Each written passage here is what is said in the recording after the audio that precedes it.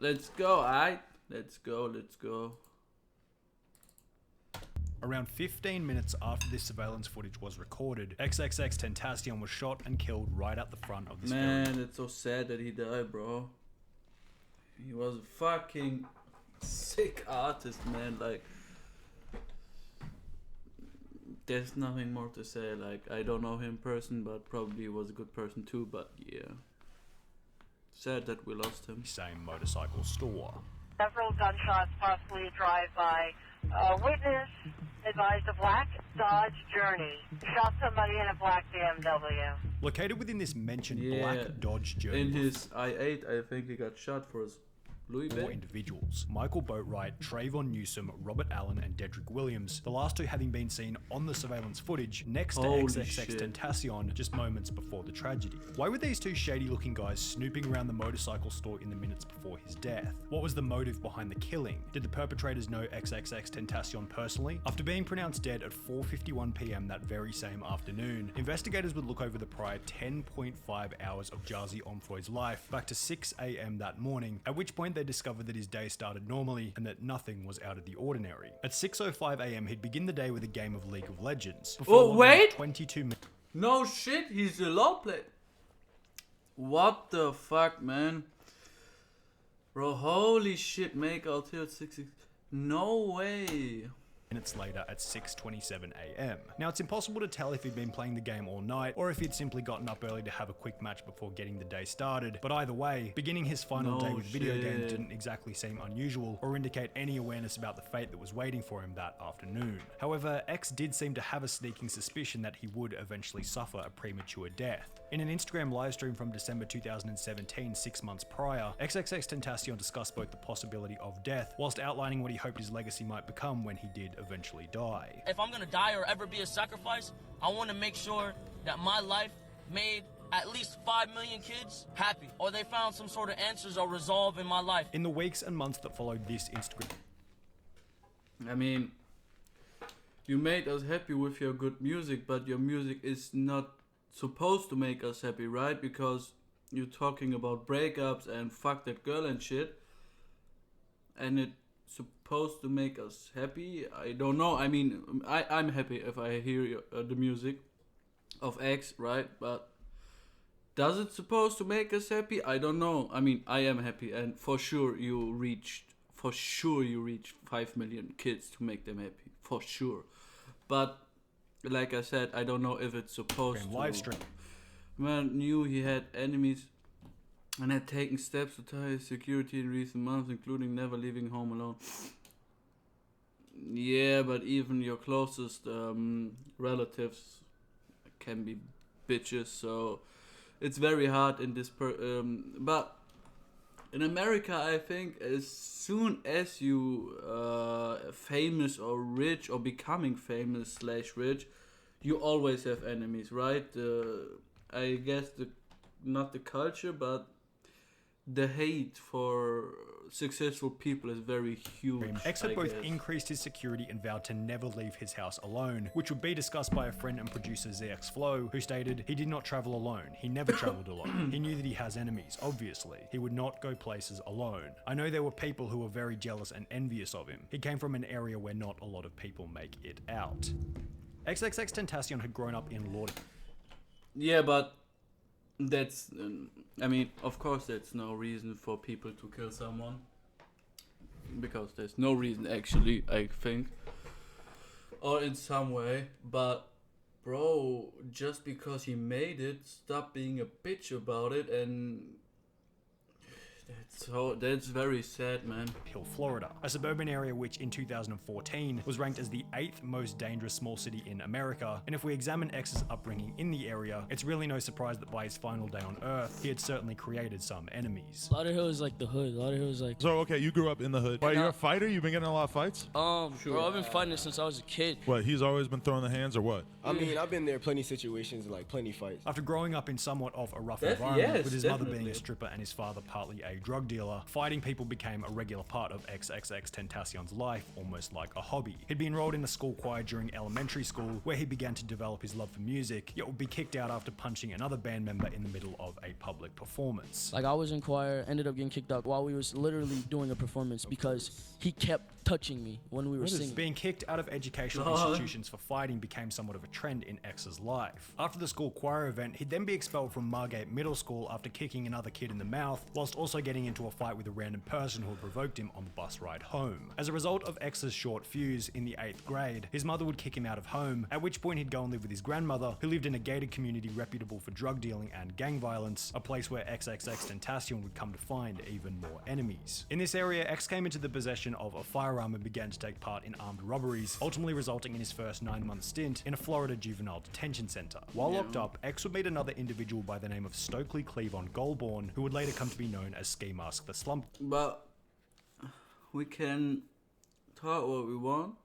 Say what we want, but do you think, because I think if he would not grow up in such places with so much violence and his parents maybe not the best jobs like stripper and drug dealer, do you actually think he would make music or some shit? Maybe he finds some freedom in music, and if he have a good family, maybe have a good family, but a good job, his father without any criminal shit, his mom maybe housewife because the dad earned so much, like, would he make music? I don't know. I think the grow up situation is a big reason. Hard, we have to make it on our own. They kicked us out. We met in jail. Having come from the same county, X and Ski Mask decided that after leaving prison, they'd meet up to continue their life of crime together. However, after noticing that they both had a mutual interest in freestyle rapping, they would instead leave prison, purchase a blue snowball microphone, and enter a substantially safer business, music. Yeah, we need an outlet to just stop getting in trouble. He ordered the stuff off of eBay. It was like a snowball mic, Audacity, and like a laptop. XXXTentacion would create his first ever song alongside Ski Mask titled News/Flock, then post it to SoundCloud after his release from prison, with his second song Vice City discussing this desire to leave his life of crime in the past. From this point onwards, X would become so serious about his music career that over 4 years later, on the final day of his life, creating music was still very much a daily habit. Because at around 8 AM, approximately an hour and a half after logging off League of Legends at 6:27 AM, X would work on the beat for a new song recorded 2 days prior titled Chase Glass Shards, which would, unbeknownst to him at the time, be the last piece of music he ever worked on. This would continue over the next 6 hours between 8 AM and 2 PM, in the process interacting with his girlfriend Genesis, who had become sick and was considering seeing a doctor. Without the knowledge that after that afternoon, he'd never see Genesis ever again, X had something else on his mind, buying a new motorbike. At 3:11 PM, X would FaceTime his mother for 2 minutes, asking if she'd accompany him to a motorcycle dealership in Deerfield Beach, to which she would say no, sparking an argument, resulting in her agreeing to instead go to the doctor with Genesis. Vowing to never leave the house alone, XXXTentacion would instead head to the dealership with his step-uncle, stopping by the Bank of America on the way over. X pulled up to the bank driving his $150,000 BMW i8. Wait, this is not his uncle, right? Or is it? Whilst wearing a gold chain and a $2,000 Louis Vuitton bag. He walked in calmly and Louis Vuitton, not Louis Vuitton, amigo. withdrew $50,000 in cash, placing each and every $100 bill neatly into his Louis Vuitton bag, at which point he'd be noticed by the 4 previously mentioned suspects, Michael Boatwright, Trayvon Newsom, Robert Allen, and Dedrick Williams, establishing a potential motive Piece of dog shit, dog shit, dog shit, dog shit. for the killing, Piece of- financial gain. Just weeks prior to this $50,000... One murder or one suspect that killed, I don't know, got killed or was hit very hard in prison jail, cash right? withdrawal. XXXTentacion had signed a deal for his 3rd studio album worth a reported $10 million US. However, landing such a lucrative deal was no walk in the park. Continuing on from where we left off earlier, after releasing Vice City in 2014, rapping about his desire to leave his life of crime in the past, X continued to release music, yet failed to achieve any success in the beginning. Having no following whilst being fresh out of prison led X to take on a 9-to-5 day job, working as an over-the-phone electricity salesman. I only done one job and I was a sales broker because I knew how to run my mouth. Electricity salesman. Hello, my name is Jose Onfoy from Energy Solutions. How are you doing today? Around a year and a half later on the 3rd... Yeah, but that's how every person legit starts with 0 follow zero shit, and maybe you have a friend or someone that give you some of his fame, like viewers or followers, but other way you have to do all yourself. I mean, I have to do it myself too. 30th of December 2015, XXXTentacion will drop one of his now most infamous songs titled Look At Me. The track would come to be known as a sleeper hit, laying dormant for over a year before exploding in early 2017. However, in the process, X began to build a cult following of incredibly loyal supporters for his unique sound and style. XXXTentacion. I wanted to ask you about him. Now he's still growing, and he's very young, and as every artist is growing. When he speaks, you can tell he's actually an intelligent individual. He's not a dumbass dude, and I think he actually has a message. So by early 2016, around 2 years after beginning his music career, he had achieved 18,500 followers on SoundCloud, yet had become one of the most highly requested rappers to be interviewed on Adam 22's No Jumper podcast. Like, I have a cult fan base. I don't have like a weak ass fan base. Like, You have a crazy ass following on social media and stuff, and like it's not like necessarily the craziest like numbers, like 10,000 or whatever. Or how many are you on SoundCloud? SoundCloud, I'm at 18.5. Just the number of people who have asked me to interview you is insane. Like, considering that you're like an underground artist, like the number of tweets I had to read about you, man. However, XXXTentacion was unable to stay out of trouble with the law, and only 3 months after the previously shown interview, would be jailed once again for robbery and assault with.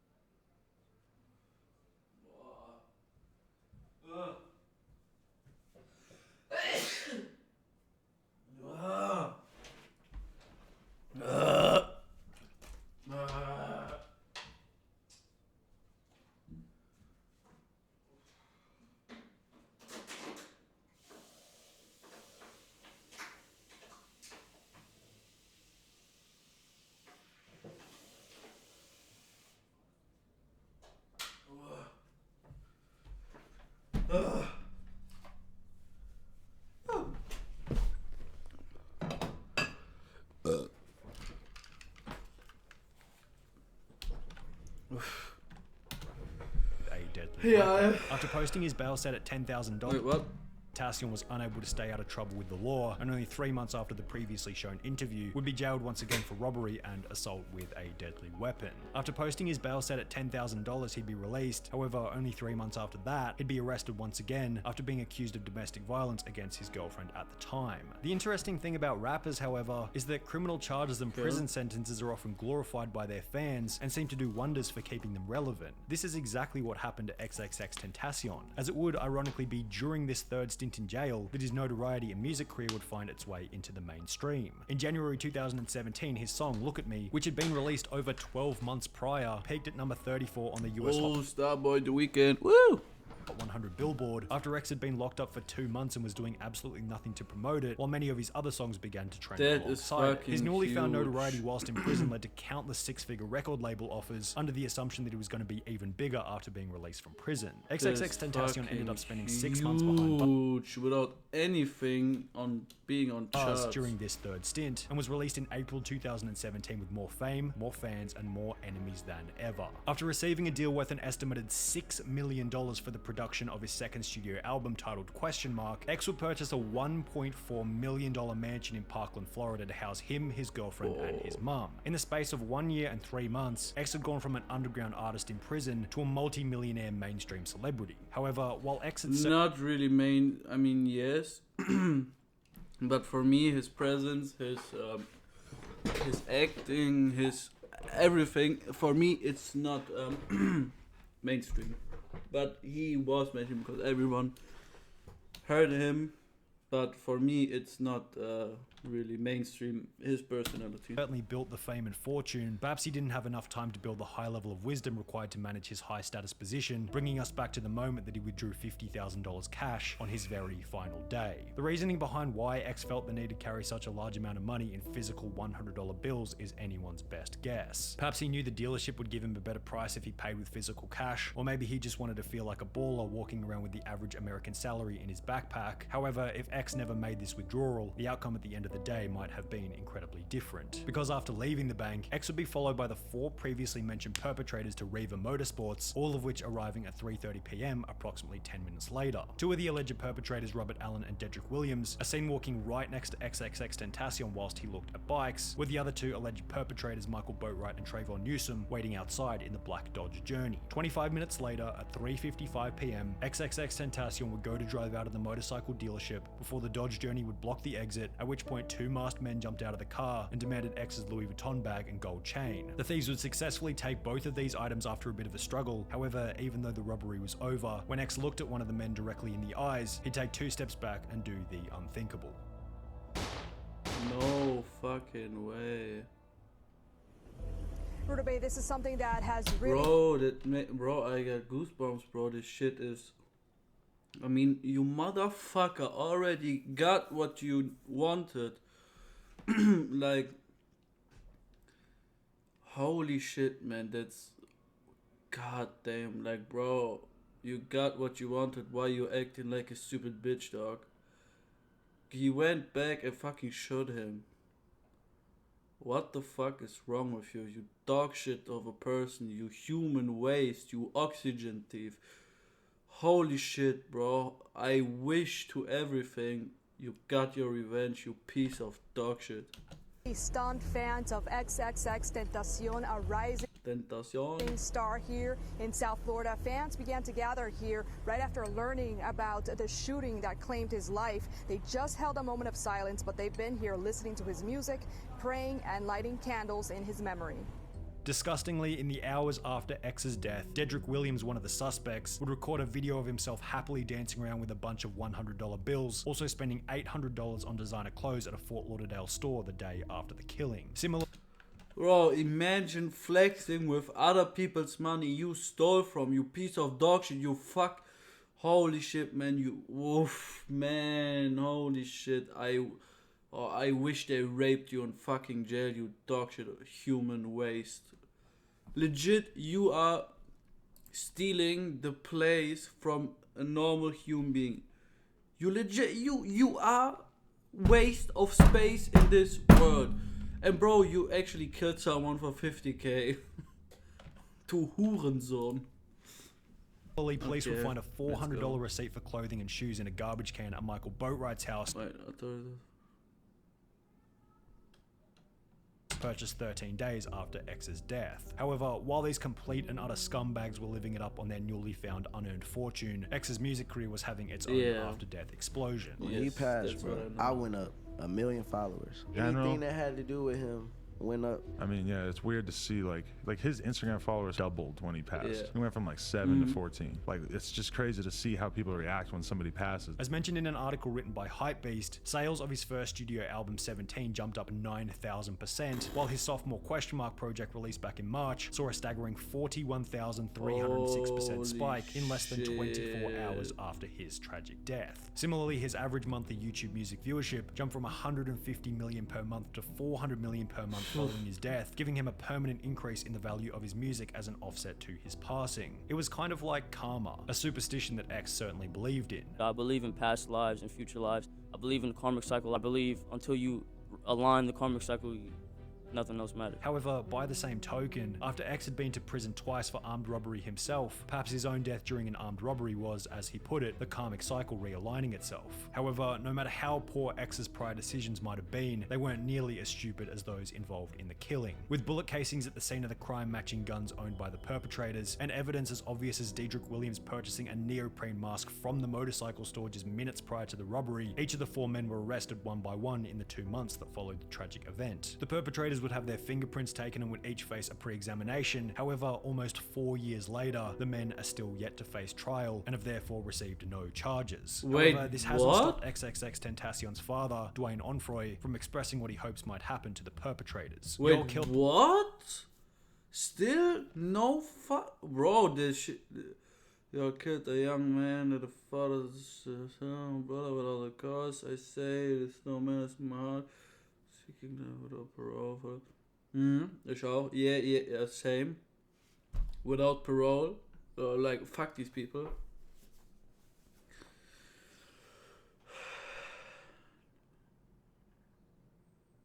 Same, yeah, like, give him the fucking death penalty. The young man, that father, that son, that brother, without a cause. I say this, no malice in my heart. I'm seeking life without parole for the participants in the robbery and cold-blooded murder of my son, and the man who pulled the trigger. I'm going to seek the death penalty. Oh, he's going to. Yeah, it was a good video. Alright. It's good.